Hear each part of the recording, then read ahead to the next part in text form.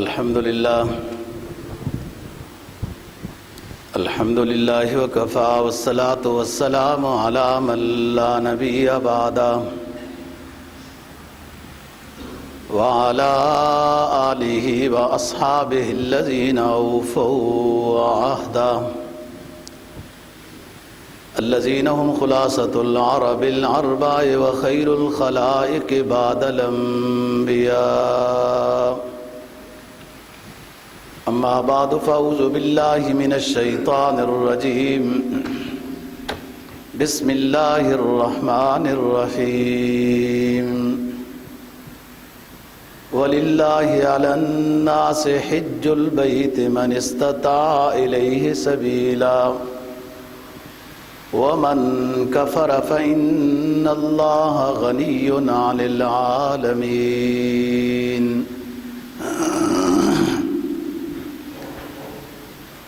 قال النبي صلى الله عليه وسلم من أراد الحج فليتعجل صدق الله العظيم وصدق رسوله النبي الأمي الكريم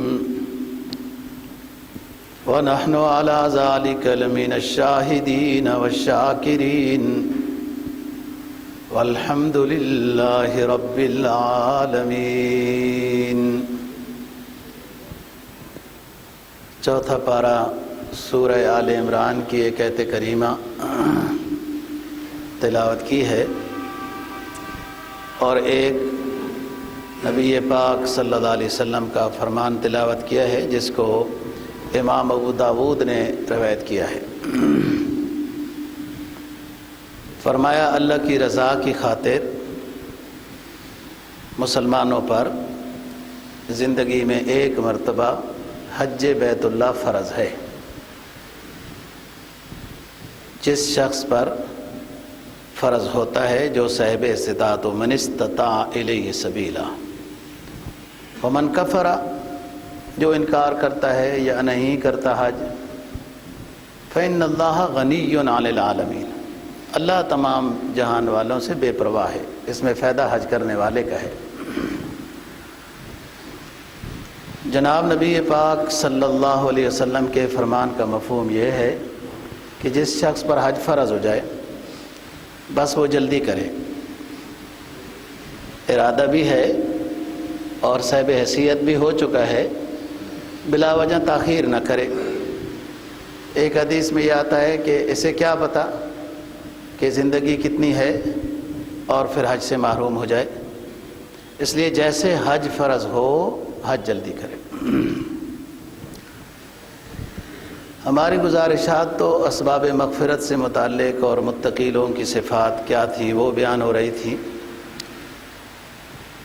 وہ موضوع مؤخر کیا ہے، روک لیا ہے کہ حکومت کی طرف سے جو حج کی درخواستوں کی ترتیب سامنے آئی ہے وہ 25 فروری سے 6 مارچ تک۔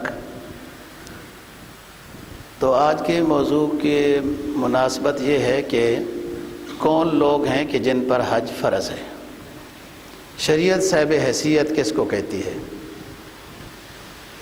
تو اس شخص کو سوچنا چاہیے جس نے حج فرض نہیں کیا اور وہ صاحب حیثیت بھی ہے، تو حج کرنے میں تاخیر نہیں کرنی چاہیے۔ بے شک زندگی میں ایک مرتبہ فرض ہے، لیکن زندگی کا جو علم نہیں ہے تو اس لیے حج جلدی کرنا چاہیے۔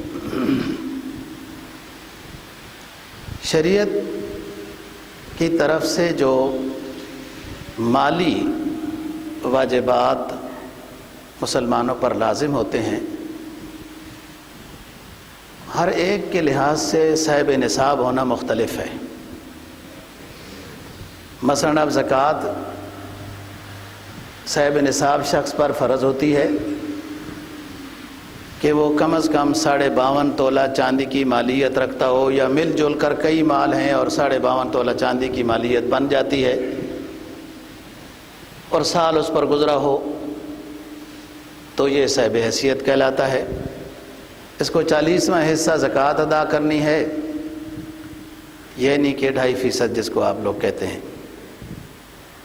اور جب زکوٰۃ نکالے تو چاندی کا ریٹ معلوم کر لے. زکوٰۃ نکالنے میں دار و مدار چاندی کا ریٹ ہے.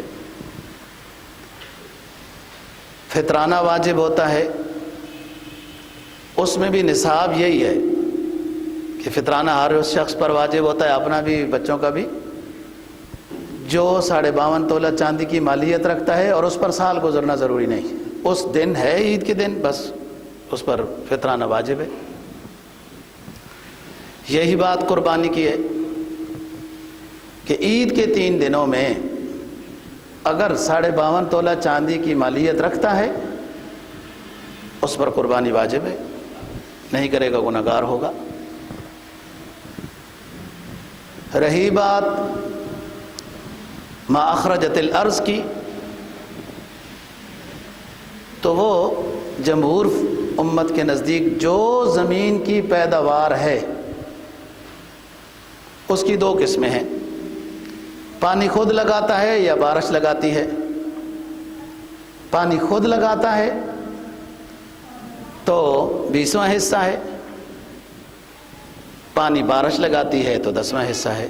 ما اخرجت الارض یعنی جو بھی پیداوار ہے، بھلے 1 من ہے، 10 کلو ہے، 10 بوریاں ہیں، جو بھی ہے، یہ عشر ہے.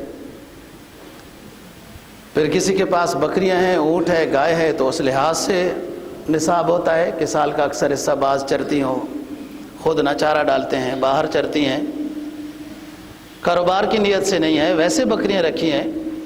جب 120 ہو جاتی ہے تو 1 بکری ہے زکوٰۃ وغیرہ. شریعت کی طرف سے جو مالی واجبات لازم ہوتے ہیں ہر ایک کا الگ الگ معیار ہے.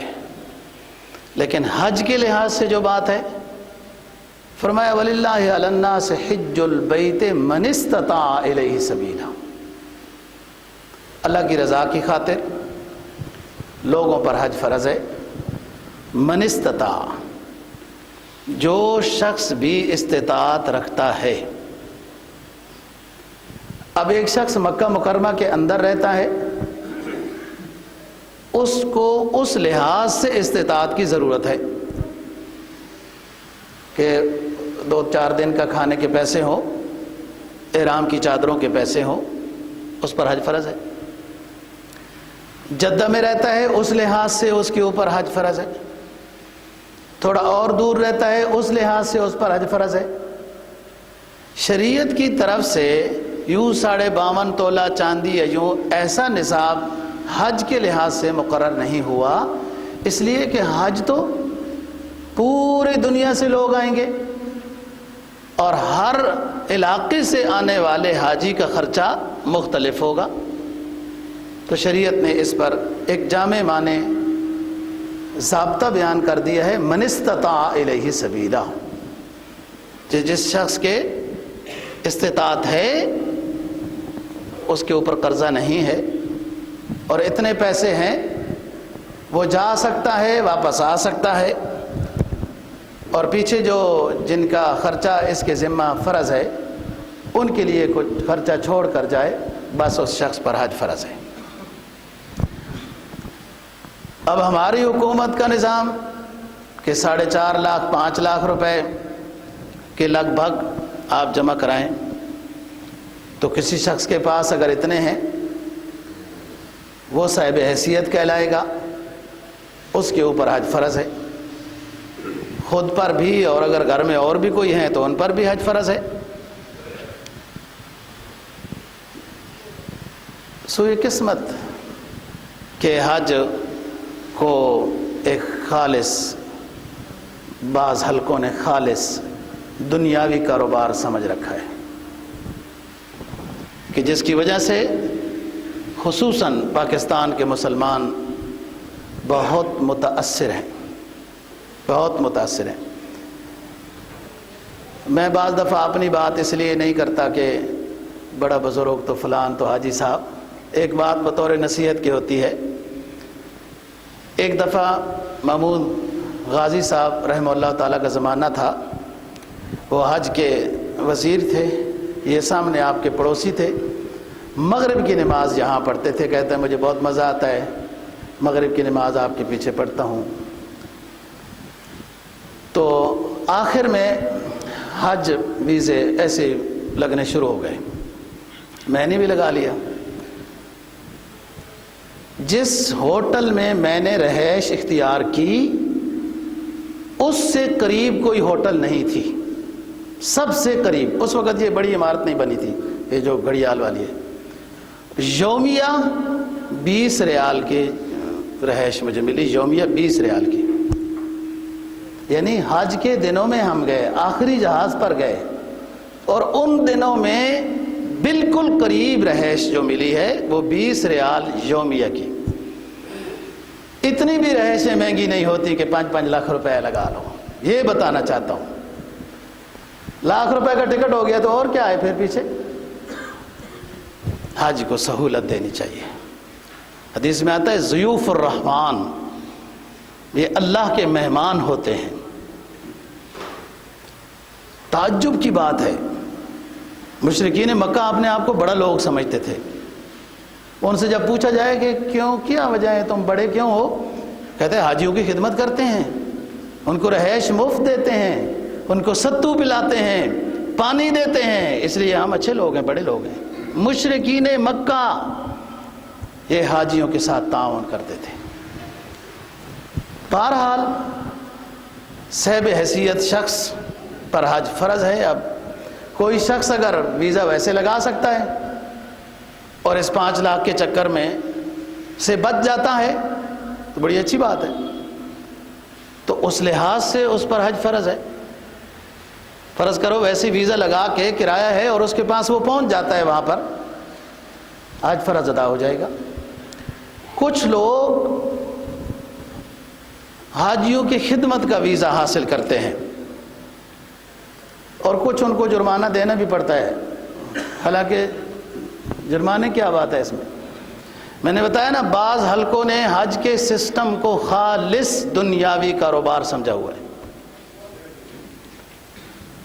خدام الحجاج میں بھیجا جاتا ہے، بے شک ان کا اتنا پیسہ خرچ نہیں ہوا، اگر وہ حدود حرم میں پہنچ جاتے ہیں، حج کا زمانہ آ جاتا ہے اور وہ حج فرض کرتے ہیں، حج فرض ادا ہو جائے گا۔ ایسی کوئی بات نہیں ہے کہ وہ کسی اور نیت، کوئی بندہ وہاں کاروبار کے لیے گیا ہوا ہے، نوکری مزدوری کے لیے گیا ہوا ہے، جیسے جاتے ہیں۔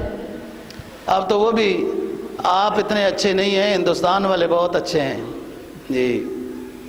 وما نقموا منهم الا ان يؤمنوا بالله العزيز الحميد، تو وہاں رہتے ہیں وہ لوگ، اور حج کے دنوں میں وہ مزدوری کے طور پر وہاں گئے ہوئے ہیں، حج کے دنوں میں حج کرتے ہیں، حج فرض ادا ہو جائے گا، کوئی ایسی بات نہیں ہے۔ ایک اور بات، حکومت جو حاجی صاحبان کو بھیجتی ہے، اس میں نا حکومت کی طرف سے بھی کچھ بندے ساتھ فری جاتے ہیں۔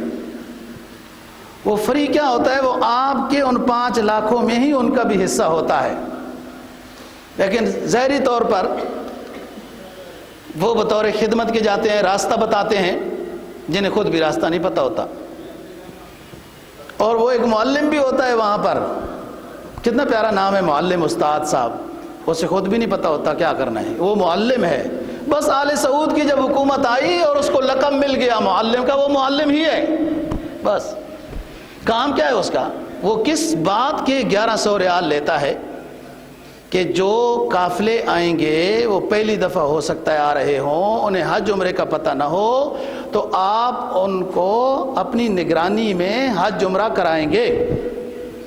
اب پورے سیزن میں وہاں جو 40 دن 30 دن جتنے بھی آپ رہتے ہیں، کبھی آپ کی معلم سے ملاقات ہی نہیں ہوگی، اور ہے وہ معلم، اور 1100 ریال اس کا ٹھیکہ ہوتا ہے، منا مزدلفہ کے خیمے وغیرہ اور اس طرح کی۔ تو کچھ حکومت بندے ساتھ لے جاتی ہے بطور خدمت کے، کوئی میڈیکل کا نظام ہوتا ہے، کوئی اس طرح کا ہوتا ہے، تو وہ بھی جب حج کریں تو ان کا بھی حج فرض ادا ہو جاتا ہے، بھلے کوئی وہاں مزدوری کرتا ہو، حج کرتا ہے، حج فرض ادا ہو جائے گا۔ خدام الحجاج میں گیا، خدام حرم میں گیا اور حج کر لیا، حج ادا ہو جائے گا۔ کوئی لے کے گیا، حج ادا ہو جائے گا، اپنے پیسوں سے یہاں سے گیا، حج ادا ہو جائے گا۔ صرف آخر میں مفت ویزا لگا کر ٹکٹ دے کر چلا جاتا ہے، تب بھی اس کا حج فرض ادا ہو جائے گا۔ بس یہ دعا ہی ہو کہ حج کے نظام کو ٹھیک کیا جائے کہ وہ 2.5 لاکھ پہ حج تھا، 5 لاکھ پر حج، سمجھ میں نہیں آتا یہ کیا نظام ہو رہا ہے۔ بہرحال ایک مدت تجھ کو سوتے ہو گئی۔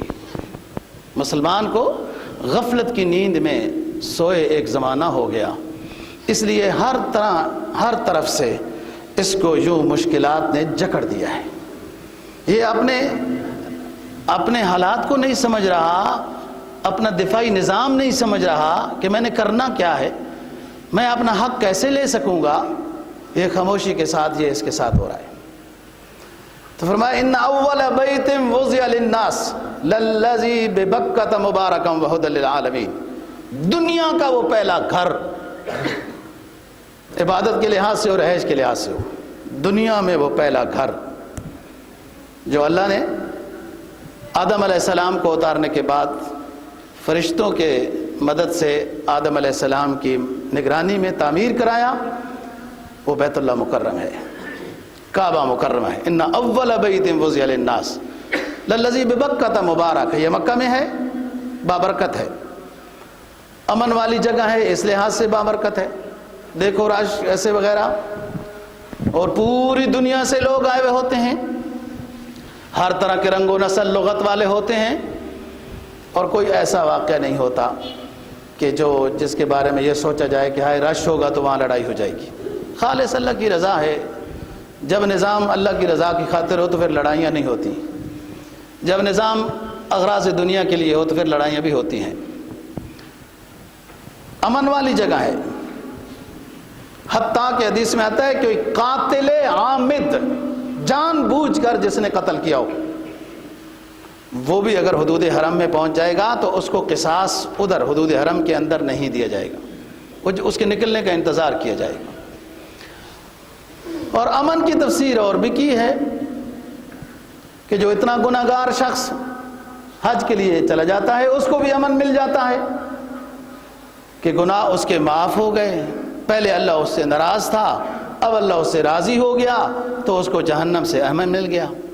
لیکن ایک بات یاد رکھنی ہے کہ یہ گناہ تمام جو معافی کا اعلان ہے، اور حدیث میں آتا ہے کہ جس نے کوئی غلطی نہیں کی اور حج کیا، کوئی غلطی نہیں کی اور حج کیا، رجع کیوم ولدتہ امہ، وہ ایسا واپس آئے گا جیسے اس کو ماں نے جنا ہے، یعنی بالکل گناہوں سے پاک صاف ہوگا۔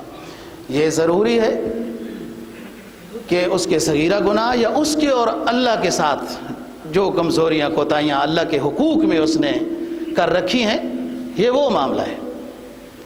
اب ادھر سے ڈاکہ ڈالا، بڑا پیسہ آ گیا، دیگیں بھی تقسیم کر رہا ہے، تو اس نے کہا چلو جی حج آ گیا، اس دفعہ حج بھی کر لیتے ہیں۔ تو جن کا ڈاکہ ڈالا ہے ان کو پیسہ دینا ہے، جن کی چوری کی ہے ان کو پیسہ دینا ہے۔ الا الدین، شہید سے آخرت میں کوئی سوال نہیں ہوگا، بغیر حساب کے جنت الفردوس میں جائے گا، اس کے اوپر موت نہیں آئے گی۔ وَنُفِخَ فِي الصُّورِ فَصَعِقَ مَن فِي السَّمَاوَاتِ وَمَن فِي الْأَرْضِ إِلَّا مَن شَاءَ اللَّهُ، جب نفخہ پھونکا جائے گا ساری کائنات بے ہوش ہو جائے گی، گر جائے گی، شہید زندہ رہے گا، اس پر موت نہیں آئے گی۔ لیکن اگر شہید نے بھی کسی کا قرضہ دینا ہے تو وہ معاف نہیں ہوگا۔ تو یہ جتنی فضیلت والی حدیثیں ہوتی ہیں کہ رمضان کے روزے رکھے آپ نے، سارے گناہ معاف ہو جائیں گے، حج کیا سارے گناہ معاف ہو جائیں گے، وغیرہ وغیرہ، اس میں مین مرکزی بات ہے کہ اگر کسی کا لین دین ہے تو وہ معاف نہیں ہوگا جب تک آپ اس سے معاف نہیں کراتے ہیں یا اس کو ادا نہیں کرتے ہیں۔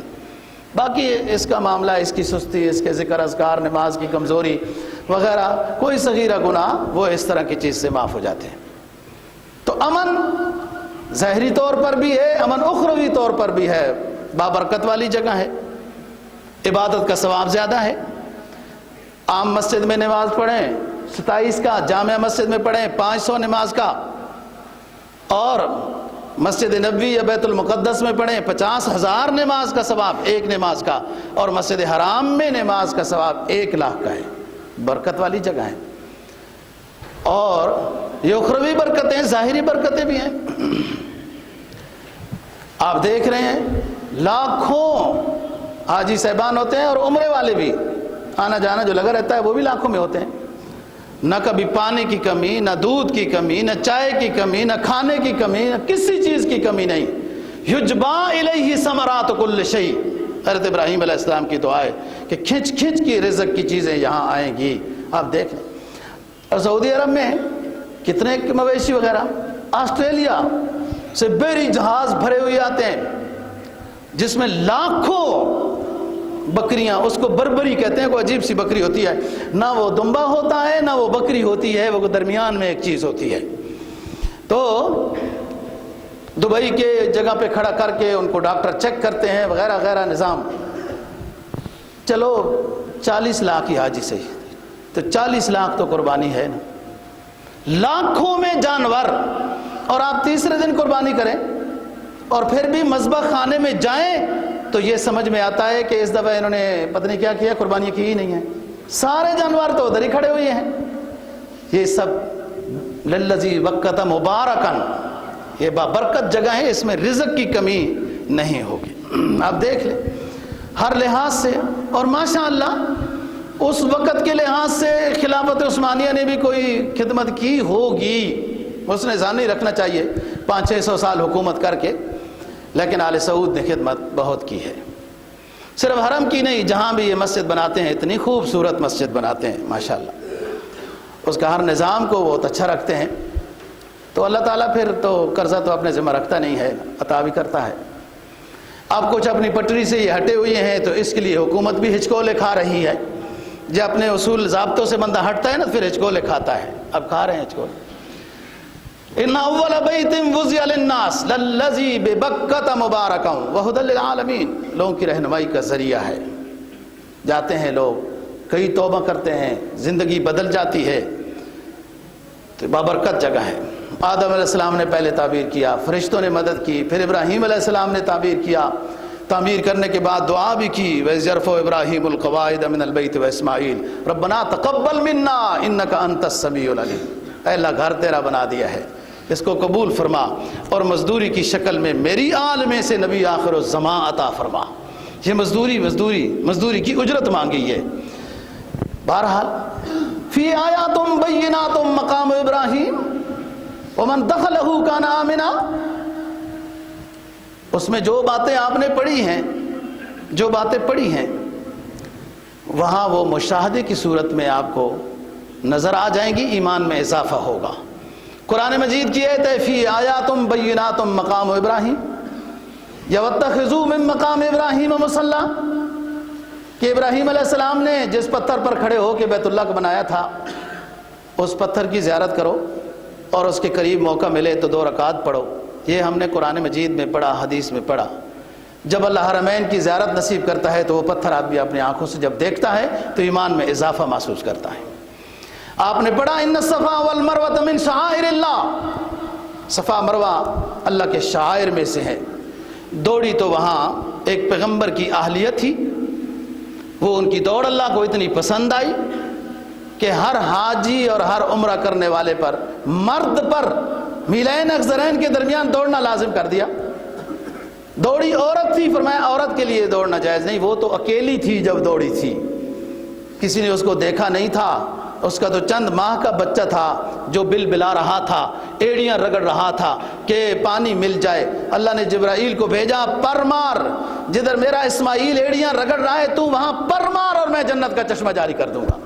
وہاں چشمہ جاری ہوا، اور کوئی مرد نہیں تھا جو بی بی ہاجرہ کو دیکھتا۔ عورت کے لیے دوڑنا جائز نہیں ہے، جبکہ دوڑی عورت تھی۔ اللہ کو اس عورت کے دوڑ کو اتنا پسند کیا کہ سب حاجی اور عمرے والے کے لیے لازم کر دیا، اور ساتھ کہہ دیا کہ عورت نہیں دوڑ سکتی۔ آج کیا میں روشن خیالی کی بات کروں، دنیا لڑکیوں کو دوڑانا، اور پتہ نہیں اس کا انگلش کا کیا، امرتسر، وہ کیا نام ہے، امرتسر ہے، یہ چیز کرتے ہیں۔ میں سمجھتا ہوں یہ اسلامی ملکوں میں، اور پھر اللہ کی مدد کو بھی گویا مانگا جاتا ہے اور شکوہ بھی کیا جاتا ہے، اقبال کی طرح کہ برف گرتی ہے تو بیچارے مسلمانوں پر، اور تیری رحمت ہے تو غیر کے آشیانوں پر۔ شکوہ بھی ہوتا ہے کہ اللہ ہماری دعا بھی قبول نہیں کرتا، فلان بھی نہیں ہوتا، اسلامی ملکوں پر یہ ہو رہا ہے، فلان ہو رہا ہے۔ عبادت میں عورت کی دوڑ کو جائز نہیں قرار دیا اور مرد کے لیے یہ سنت حضرت عاجرہ کی زندہ کر دی۔ مسلمان کو اپنے اصول ضابطے دیکھنے چاہیے۔ اور یہ وبائیں، یہ موذی مرض، یہ متعدی امراض، یہ آتی کیوں ہیں؟ یہ آزمائش اور اللہ کا عذاب ہوتی ہیں۔ لوگوں نے مذاق بنائی، پردے والی بچیوں کے چہروں سے پردے اور نقاب پکڑ کر کھینچ کے پھینکے، اللہ نے وہ عذاب نازل کیا۔ اب کتوں کو بھی وہ ڈالا ہوا ہے، جانوروں کو بھی ڈالا ہوا ہے، مردوں نے بھی ڈالا ہوا ہے نقاب، عورتوں نے بھی ڈالا ہوا ہے، بلیوں کو بھی ڈالا ہوا ہے چین کے اندر کہ یہ کیا ہو رہا ہے جناب۔ اس طرح اسلام کی مذاق، اور مسلمان بات کرنے کے لیے بھی تیار نہیں۔ افسوس کی بات، آپ نامہ پارہ پڑھیں، وَاسْأَلْهُمْ عَنِ الْقَرْيَةِ الَّتِي كَانَتْ حَاضِرَةَ الْبَحْرِ إِذْ يَعْدُونَ فِي السَّبْتِ إِذْ تَأْتِيهِمْ حِيتَانُهُمْ يَوْمَ سَبْتِهِمْ شُرًّا وَيَوْمَ لَا يَسْبِتُهُمْ لَا تَأْتِيهِمْ۔ ان کو منع کیا گیا یہودیوں کو کہ تم جو ہے ہفتے کے دن شکار نہیں کر سکتے ہو۔ انہوں نے تعویل کر کے شکار کرنا شروع کیا، کچھ لوگ سمجھانے لگ گئے، وہ ان کی بات نہیں مانتے تھے۔ ایک اور درویش لوگ بھی تھے، انہوں نے ان سمجھانے والوں کو کہا وہ جب مانتے ہی نہیں ہیں تو ان کو کیوں سمجھاتے ہو، چھوڑ دو ان کو۔ ان سمجھانے والوں نے کہا قالوا معذرۃ الی ربکم، ہم اللہ کے سامنے سرخ روح ہونا چاہتے ہیں کہ کم از کم بات تو کی تھی کہ تم غلط کام کر رہے ہو۔ جب ظلم ہو رہا تھا چین کے مسلمانوں پر تو ہم تو اتنے ڈرپوک ہیں کہ بات بھی نہیں کر سکتے تھے۔ میں سب سے پہلے اپنے آپ کو کہتا ہوں، اور اسلامی حکمران کے ایک بڑے بادشاہ کو کہا گیا کہ چین کے اوپر ظلم ہو رہا ہے تو وہ کہتے ہیں چین کا اندرونی معاملہ ہے۔ اور پھر دیکھو یہ وبائی امراض، یہ اللہ کا عذاب ہوتی ہے، اللہ کا عذاب ہوتی ہے، یہ پکڑ ہوتی ہے۔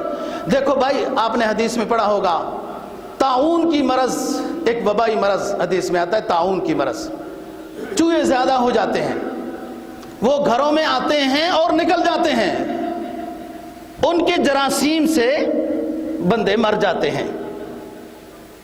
تو فرمایا جو بندہ ایمان والا ہے اور اس طرح کی وبائی مرض میں مر جاتا ہے تو شہید ہے، وہ ایک الگ بات ہے، پھر آخرت کے لحاظ سے اس کا معاملہ ہے۔ چوہے گھروں سے گزر جائیں تو ان کے جراثیم سے وبائی مرض پھیل جاتی ہے، اور جو بدبخت قوم چوہوں کو کھاتی ہو تو اس کا کیا بنے گا؟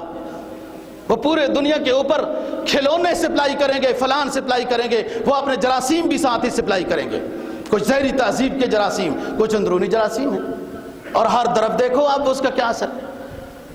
قرآن مجید کی ایک آیت ہے، سورہ مؤمنون کی آخری آیت، افحسبتم انما خلقناکم عبثا وانکم الینا لا ترجعون، آخر تک۔ عبداللہ بن مسعود رضی اللہ تعالیٰ عنہ، ان چار عبداللہ میں سے بڑے عبداللہ ہیں یہ، جو بھی ان کے پاس کوئی اس طرح کی مرض والا بندہ آتا تھا تو اس کو یہ دم کرتے تھے، اور دم کان میں کرتے تھے۔ ایک دفعہ ان سے دم کرانے کے لیے کوئی شخص آیا اور یہ رسول پاک صلی اللہ علیہ وسلم کی مجلس میں بیٹھے تھے، وہ قریب آ گیا کہ حضرت جی دم کرو۔ انہوں نے دم جو ہے وہ کان میں کر دیا۔ آپ نے دیکھا، کہا عبداللہ یہ کیا کرتے ہو؟ کہا حضور میں یہ ایتیں پڑھ کر دم کرتا ہوں، اللہ اپنے فضل سے مریضوں کو، ہر طرح کے مریض کو شفا عطا کر دیتا ہے۔ اور آپ سے ہی سنا ہے، ان آیتوں کی فضیلت آپ سے سنی ہے۔ رسول پاک صلی اللہ علیہ وسلم نے فرمایا قسم اس رب کی جس کے قبضے میں محمد کی جان ہے صلی اللہ علیہ وسلم، جو شخص ان آیات کو پڑھ رکھے گا، دم کرے گا، صبح شام پڑھے گا، اس طرح کی مصیبتیں اور موذی مرض اور متعدیوں سے اللہ اس کو محفوظ رکھے گا۔ بات یہ ہے دوستو، ہم نے کرنا کیا ہے کہ اس طرح کے وبائی امراض میں مومن کو کیا کرنا ہے اور چین کو کیا کرنا ہے؟ موجد تو یہی ہوا، آسان حل ہے اسلام کے پاس، لیکن اسلام کی باتوں کو تو کوئی عمل نہیں کرتا، اور زہری جو زہری سبب ہے اس کے پیچھے دوڑ ہوتی ہے۔ چین والے مسلمان ہو جائیں، آسان کام ہے، اور جو چیزیں شریعت نے حلال کہی ہیں ان کو استعمال کریں، اور حرام چیزوں سے اپنے آپ کو بچائیں، تو اس طرح کے امراض سے بچ جائیں گے۔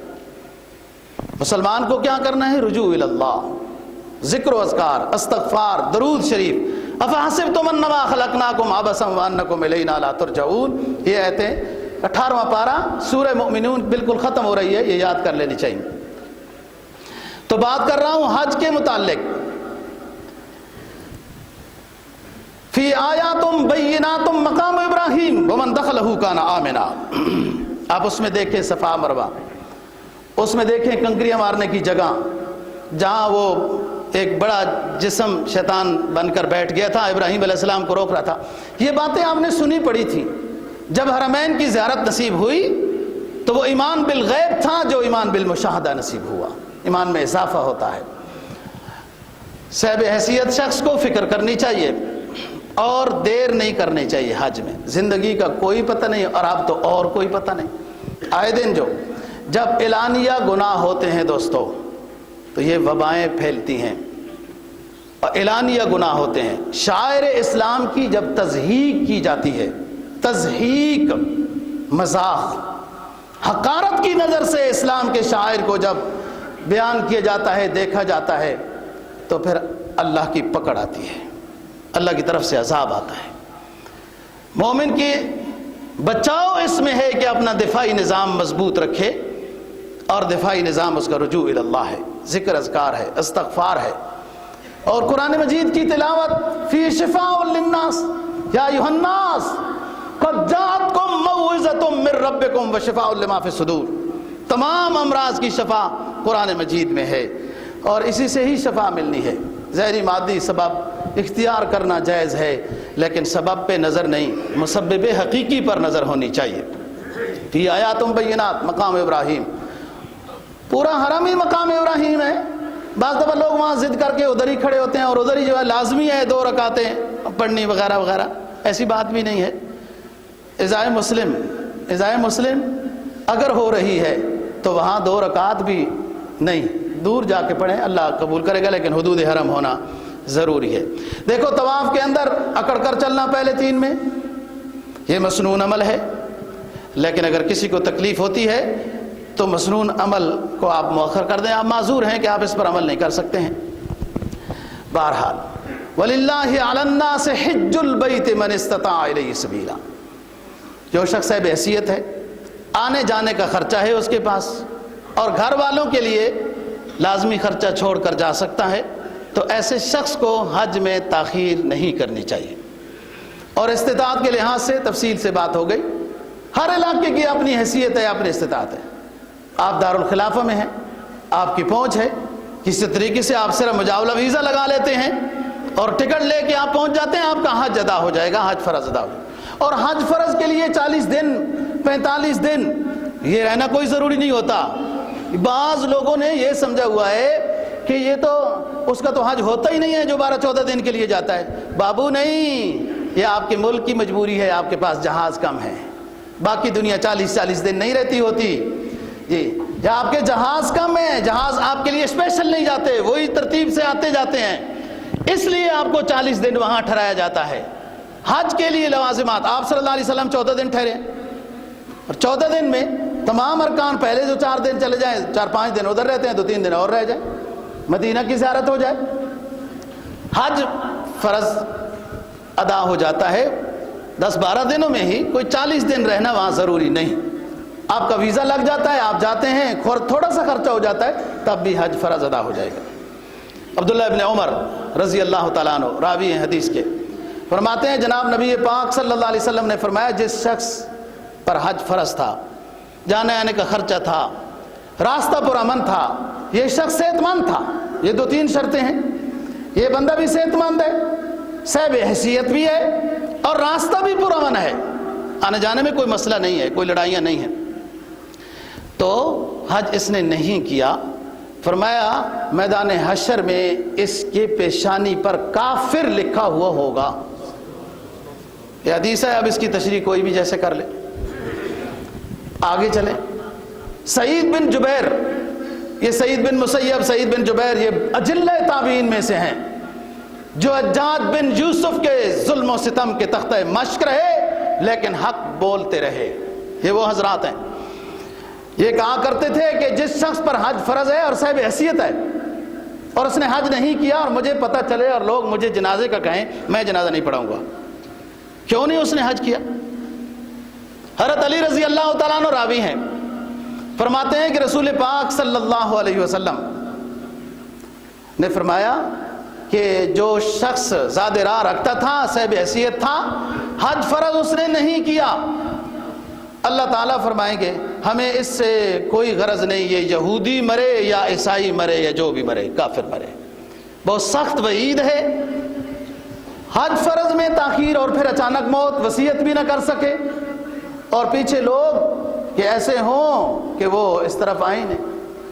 حدیث میں جناب نبی پاک صلی اللہ علیہ وسلم کا فرمان ہے کہ جس شخص پر حج فرض تھا، جب روح قبض کرنے والے فرشتے آ جائیں گے، ہمیں تو نظر نہیں آتے، اس کو نظر آ جاتے ہیں، جس کی روح قبض ہوتی ہے نا جی، اسے نظر آ جاتے ہیں۔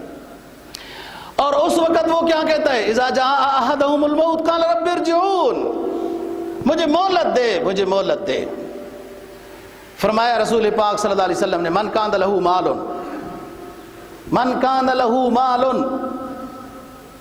یبلغہ حج بیت اللہ تعالی او تجب علیہ الزکاة ولم یفعل یسأل اللہ الرجع عند الموت۔ جس شخص کے پاس مال تھا، حج کر سکتا تھا، نہیں کیا، زکوٰۃ اس پر فرض تھی، نہیں ادا کی، جب موت کے فرشتے آئیں گے تو اس وقت یہ سوال کرے گا رب ارجعون، مجھے مہلت دیا جائے، تو مہلت تو نہیں دی جائے گی۔ یہی بات سورہ منافقون کے آخری رکوع میں قرآن مجید نے بیان فرمائی، یا ایھا الذین آمنوا لا تلہکم اموالکم ولا اولادکم عن ذکر اللہ ومن یفعل ذلک فاولئک هم الخاسرون وانفقوا مما رزقناکم من قبل ان یاتی احدکم الموت فیقول رب لولا اخرتنی الی اجل قریب فاصدق واکن من الصالحین۔ خرچ کرو، خرچ کرو، جو لوازمات ہیں آپ پر فرض ہیں، حج ہے وغیرہ، زکوٰۃ ادا کرو، پہلے اس کے کہ موت کے فرشتے آ جائیں اور یہ بندہ کہنے لگے اللہ مجھے مہلت دے، میں تیری اور تیرے حبیب کی ہر بات کی تصدیق بھی کروں گا، عمل بھی کروں گا، لیکن کب؟ اب تو موقع نہیں دیا جائے گا، اب تو ایسا نہیں ہوگا کہ اسے موقع ملے۔ یہ دنیا دار المزرعہ تھا، اس میں اس کو موقع مل رہا تھا، سمجھایا جا رہا تھا، اب اس وقت وہ کہتا بھی ہے کہ مجھے موقع دیا جائے تو موقع نہیں ملتا۔ تو حج فرض جب ادا ہو جائے، فرض ہو جائے تو کوشش کی جائے کہ جلدی سے جلدی حج کرنا چاہیے۔ اور لوگ بعض یہ کہتے ہیں کہ ہم حج کو سنبھال نہیں سکیں گے، کیوں؟ اس کا کوئی وزن ہوتا ہے، آپ کو اٹھا کے پھرنا ہوتا ہے، کیوں نہیں سنبھال سکتے؟ اس کا مطلب کیا ہے کہ ان کو گناہ چھوڑنے کا بے ارادہ نہیں ہے۔ یہ سمجھتے ہیں کہ جب حج کر کے واپس آئیں گے تو اگر گناہ کیے تو لوگ کہیں گے حاجی ہے نا، یہ حاجی ہے، لوگ یوں کہتے ہیں پھر، اس لیے میں ابھی حج نہیں کرتا ہوں، سنبھال نہیں سکوں گا۔ مطلب یہ ہے کہ حج سنبھالنے کا مطلب کہ ابھی گناہ چھوڑنے کا پروگرام نہیں، ارادہ نہیں۔ ایسا ہرگز نہ کرو، اللہ سے نیکی کی توفیق مانگو اور ہمت مانگو گناہ چھوڑنے کی۔ حج کی مبارک گھڑیاں، مبارک جگہ ہیں وہ، اس پر آپ اللہ سے مانگ کے آئیں اللہ مجھے ہمت دے، بہادری دے، مجھے گناہ جو میرے اندر ہیں ان کو میں چھوڑ دوں، اللہ عطا کرے گا ہمت اور بہادری۔ اور یہ چند روزہ زندگی ہے، کیا اس میں عیاشی کی؟ کتنوں نے کی؟ کیا ہوا؟ گئے، ختم ہو گیا نظام سارا۔ فیہ آیات بینات مقام ابراہیم ومن دخلہ کان آمنا وللہ علی الناس حج البیت من استطاع الیہ سبیلا ومن کفر فإن اللہ غنی عن العالمین وَلِلَّهِ عَلَى النَّاسِ حِجُّ الْبَيْتِ مَنِ اسْتَطَاعَ إِلَيْهِ سَبِيلًا۔ جو صاحب حیثیت ہے ارادہ کر لے، اور جس نے حج کر رکھا ہے اپنا فرض، حج فرض جس نے کر رکھا ہے وہ کوشش کرے اپنے رشتہ داروں کو سمجھائے، کیونکہ مجھے تو نہیں پتا کہ آپ کے رشتہ دار صاحب حیثیت ہیں کہ نہیں ہیں، آپ کو تو پتہ ہے کہ آپ کے رشتہ دار بھائی، بھتیجے، فلان، کزن، وہ صاحب حیثیت لوگ ہیں، ان پر حج فرض ہے اور انہوں نے حج نہیں کیا۔ آپ ان کو ترغیب دیں، ان کو سمجھائیں، قرآن پڑھیں، وہ قرآن مجید کیا کہتا ہے اور عظیم بات ہے. دوسرا پارہ فرمایا وَأَنفِقُوا فِي سَبِيلِ اللَّهِ وَلَا تُلْقُوا بِأَيْدِيكُمْ إِلَى التَّهْلُكَةِ وَأَحْسِنُوا إِنَّ اللَّهَ يُحِبُّ الْمُحْسِنِينَ. دوسرا پارہ ہے. قرآن مجید کی آیت کا ترجمہ سمجھنے کی کوشش کرو. انفقوا فی سبیل اللہ، اللہ کے راستے میں خرچ کرو. مطلب زکوٰۃ فرض ہے تو وہ ادا کرو، حج فرض ہے تو وہ ادا کرو، قربانی واجب ہے تو وہ ادا کرو، اور کوئی واجبات ہیں تو وہ ادا کرو. یا جہاد کا اعلان ہوا ادھر پیسہ ضرورت ہے ادھر ادا کرو. کوئی اور ایسا اعلان ہوا ادھر دو اگر آپ کے پاس حیثیت ہے. اگر نہیں دو گے، حج فرض ہے نہیں کرو گے، زکوٰۃ فرض ہے نہیں دو گے، تو اپنے آپ کو ہلاکت میں ڈال رہے ہو. وَلَا تُلْقُوا بِأَيْدِيكُمْ إِلَى التَّهْلُكَةِ، اپنے آپ کو ہلاکت میں نہ ڈالو. ایک حدیث میں جناب نبی پاک صلی اللہ علیہ وسلم کا فرمان ہے، جو شخص کہ اس کے ذمہ جو فرائض ہیں ان فرائض مالیہ میں کوتاہی کرتا ہے، بیوی بچوں کے ہیں جس کے بھی حقوق اس کے ذمہ ہیں اور یہ ادا کر سکتا ہے، مالی حقوق کوتاہی کرتا ہے. ایک بات. نمبر 2، حج فرض ہے، کہتا ہے میرے فلانے کام ابھی باقی ہیں، وہ کر لوں گا پھر حج پر جاؤں گا، اس دفعہ حج پر نہیں جا سکتا فلانا کام ہے. 2 باتیں. تیسری بات کہ ایک اعلان ہوا کہ فلانے کی مدد کرو یا فلاں کچھ کرو، اور یہ کر سکتا تھا، اس نے اس کو صرف نظر کیا. یہ تینوں کاموں میں اس نے مال خرچ نہیں کیا. فرمایا اس کا وہ دنیاوی کام جس کی وجہ سے اس نے حج نہیں کیا، حاجیوں کے قافلے واپس آ جائیں گے اور اس کا کام ابھی تک وہ نہیں ہوا ہوگا. حج کی برکت سے، نماز پابندی کی برکت سے یہ کام سارے ہوتے ہیں. اصل تو بات یہ ہے دوستو، قرآن مجید میں غور و فکر کرنا چاہیے. یہ آیات کیا ہیں، یہ احکام کیا ہیں، اور آپ جیسے پڑھیں گے نا قرآن کی تفسیر، کسی استاد کی نگرانی میں ضروری ہے. یہ علامہ کیا کہتے ہیں، سنائی کے ادب سے میں نے غواسی نہ کی ورنہ. ان کا استاد ہے ایک صوفی استاد ہے، صوفیاء کو جانتے ہو. علامہ کہتے ہیں سنائی کے ادب سے میں نے غواسی نہ کی ورنہ، ابھی اس بحر میں بہت باقی ہے لولو لالا. اب قرآن کی آیت میں غور کریں. آج اللہ ایک منکشف کرے گا ایک علم، کل پھر غور کریں ایک اور علم منکشف ہوگا. اغیار میں ایک نعرہ لگے گا ہمارے لیے قرآن کافی ہے. قرآن نہیں سمجھ میں آتا جب تک کہ فرمان رسول صلی اللہ علیہ وسلم نہ لیے جائیں ساتھ. فرمایا حج کرو، تمہارے اوپر حج فرض ہے. اب حج میں کرنا کیا ہے؟ نیت کرنی ہے، احرام باندھنے ہیں، میقات سے آنا ہے، 7 چکر لگانے ہیں، یوں کرنا ہے. یہ ساری تفصیل دوستو قرآن نے نہیں بیان کی، فرمان رسول صلی اللہ علیہ وسلم موجود ہیں. آپ صلی اللہ علیہ وسلم حجۃ الوداع میں بار بار ایک جملہ ارشاد فرماتے ہیں، خذوا عنی مناسککم.